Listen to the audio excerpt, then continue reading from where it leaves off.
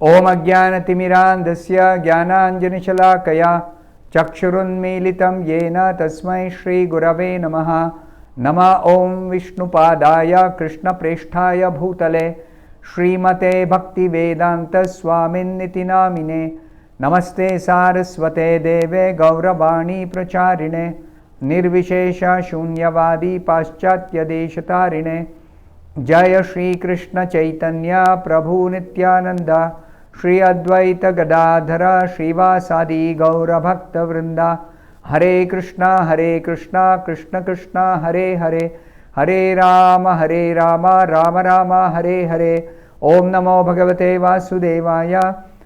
Narayanam Namaskritya Naram Chaiva Narottamam Devim Saraswatim Vyasam Tato Jayam Mudirayet. In this session, we will be discussing from the 17th verse of the 10th chapter of the first canto of Srimad Bhagavatam. Sitata Patram Jagraha Muktadama Vibhushitam Ratnadandam Gudakeshaha Priya Priyatamasyaha.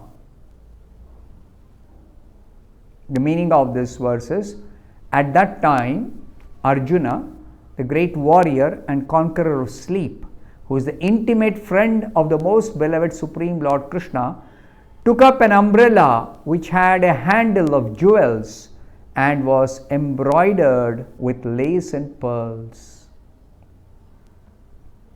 So Krishna is leaving the palace of Hastinapura. He is proceeding to Dwaraka. So many different residents of the palace and other citizens have come to see of Krishna. So Arjuna, the intimate friend of Krishna, he is seeing of Krishna. How is he seeing of? He is described here as the great warrior and conqueror of sleep, Gudakesha. And he is holding a beautiful umbrella which had a handle of jewels and was embroidered with lace and pearls. So Srila Prabhupada comments, and this is very significant observation made by Srila Prabhupada here in the purport to this verse.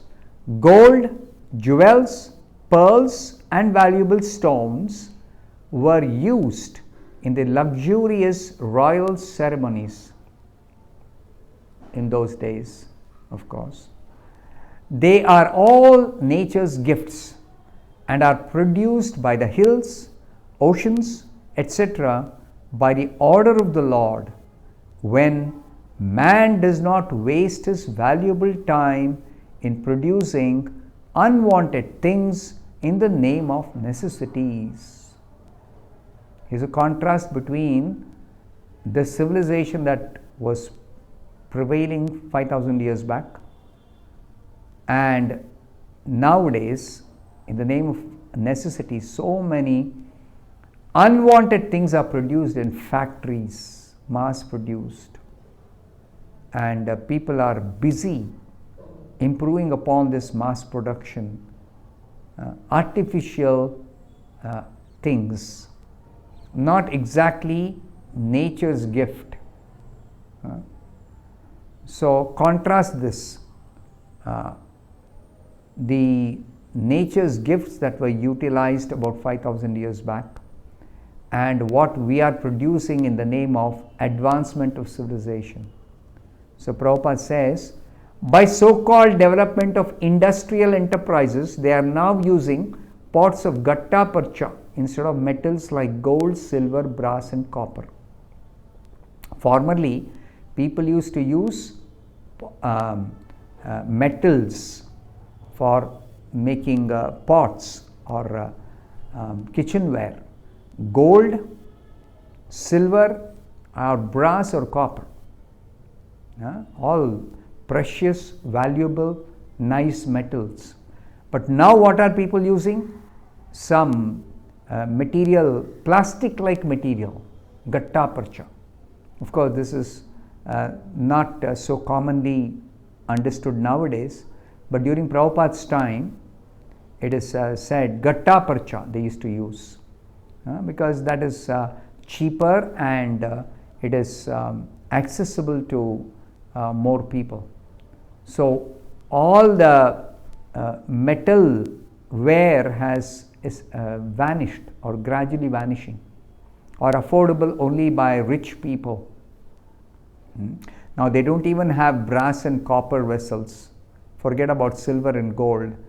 And nowadays they have just some stainless steel, which is iron, and that also is becoming expensive, and they have instead all kinds of plastic ware, exactly what Prabhupada is telling here, which are worthless.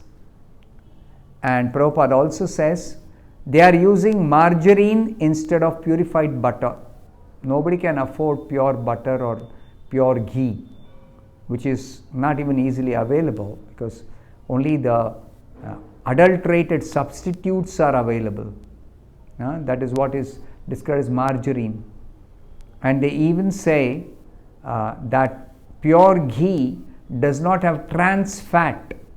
I was reading in one of the descriptions in the encyclopedia that margarine has trans fat.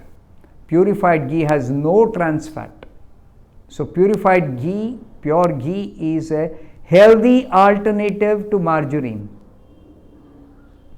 So they can neither afford pure ghee, nor is margarine, the substitute for ghee, very healthy. So this is the civilization we are living in now. And Prabhupada also says 1/4 of the city population has no shelter. This is what they call advancement of civilization. What have they done? They have displaced people from peacefully living in villages in prosperity to cities, and in cities, when they come seeking a job or trying to find some employment in factories or all kinds of horrible places, then they don't have proper shelter. They don't have shelter, they stay in slums. The slum phenomena is typical of so-called advanced civilization in modern cities. In the former times, there were no slums at all. It doesn't mean there were no poor people. Poor people used to live in villages in nice cottages built with whatever wood and other leaves, etc., was available very easily, and they would live in a farm as laborers. Plenty of open space, fresh air, nice water. They grow grains and they eat first class food, even the poorest man. For that matter, if you can go to Vrindavan even today, you see those poor people staying in some cottages in the outskirts of the towns and in the villages. They prepare always fresh food. They never eat stale food. They prepare fresh food. Even the poorest person will have little wheat flour, which they will mix and make a dough and nicely bake a roti, hot fresh roti. The housewife will prepare and serve hot to her husband, the poor husband. The poorest of the poor also eat hot chapatis, nicely made on fire, and they would have also prepared some simple sabji. Sabji is plenty available, whatever they can grow or whatever they can purchase for. I heard there used to be vegetables available in season, 10 paisa a kilo. I am telling this about 20 years back. Even today in Vrindavan, in the season time, vegetables are just 1 rupee a kilo. That's all. The vegetables which are grown in season. Off season they are expensive, but nobody eats off season. The traditional people don't eat off season vegetables. They eat only seasonal vegetables, which is good for the health and also available in plenty. It grows very easily. The soil is very fertile in Vrindavan. So this is the gift of nature, not eating some artificial things like margarine, cooking in some plasticware, and without a proper shelter in the city, or living in congested spaces like bird's nest. So many of these so-called high-rise skyscraper buildings, people live in very, very, very congested space. So it is the quality of life has degraded.